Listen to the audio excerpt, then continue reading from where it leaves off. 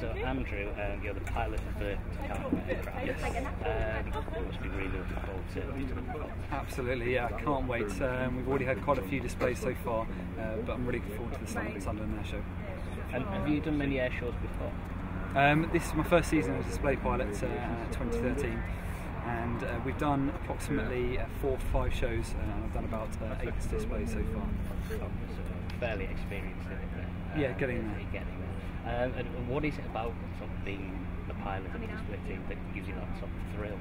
I think it's just operating an aircraft which is completely different to how we normally operate it. It's aerobatics, which we will do normally at 5,000 feet, but I'm doing it down at 500 feet, so obviously the crowd can get a good look at the aircraft.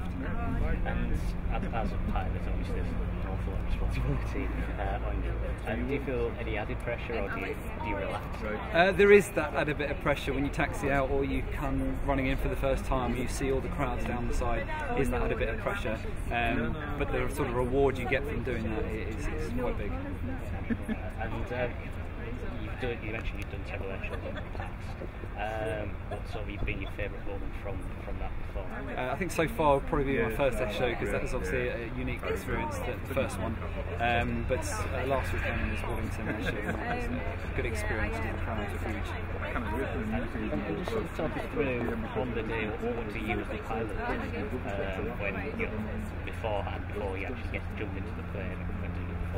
So on the actual day, about 2 hours before I start preparing, big things to think about would be sort of the wind for the day, and studying the features at the display site, so I can maintain a good display in a good location so that everyone can see it. In terms of the weather, then, what's sort of your worst nightmare? Worst nightmare, strong winds and low clouds. So the minimum cloud base we need is 1,000 feet over the sea to do that. And if you get winds up towards 30-40 knots, then it's pretty tricky to maintain your location in front of the river. And would there be a point where you have to say, look, just on safety grounds?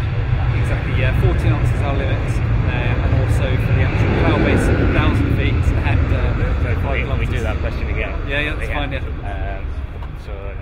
It was irrelevant when I said it. Yeah, okay. Weather. So what would be sort of the point where you couldn't do it? Okay, yeah, so for the weather, in particular, be 40 knots of wind, and the cloud base, 1,000 feet is our minimum, and 5 kilometres visibility. So if it encroaches on any of those limits, we won't be able to display, unfortunately, but fingers crossed we'll have them. And have you ever, obviously this is your first time, so it's the biggest one in Europe, but it's also the 25th year. Is that sort of, make that a bit extra special as before?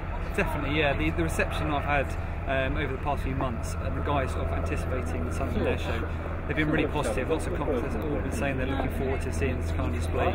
Added with the fact it's the anniversary, is going to make it for a really special show. Okay, thank you. Excellent.